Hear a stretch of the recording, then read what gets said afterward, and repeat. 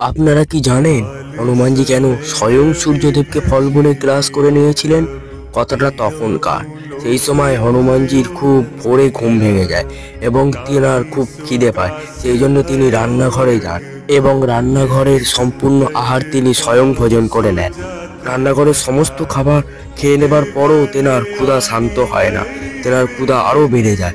সেই জন্য তিনি আর কোথায় কি খাবার আছে সেই জন্য চারদিকে তাকাতে তাকাতে তেনার নজর যায় জানালার দিকে। জানলার দিকে তাকিয়ে তিনি দেখেন উদিতমান সূর্যকে, আর উদিতমান সূর্যকে তিনি দেখে ভাবেন এটি কোনো ফল, এবং সেই ভেবে সূর্যদেবকে গ্রাস করার জন্য এক বড় লাফ মেরে উড়ে যান সূর্যদেবের দিকে এবং সূর্যদেবকে গ্রাস করে নেন। আর আপনিও যদি বজরংবলীর ভক্ত হয়ে থাকেন তাহলে কমেন্টে জয় হনুমানজি অবশ্যই লিখবেন। আর এই ভিডিওটি যদি আপনাদের একটু হেল্পফুল হয়ে থাকে তাহলে লাইক শেয়ার করতে ভুলবেন না এবং সাবস্ক্রাইব করতে ভুলবেন না, কিন্তু সাবস্ক্রাইবটা কিন্তু মাস্ট। ধন্যবাদ।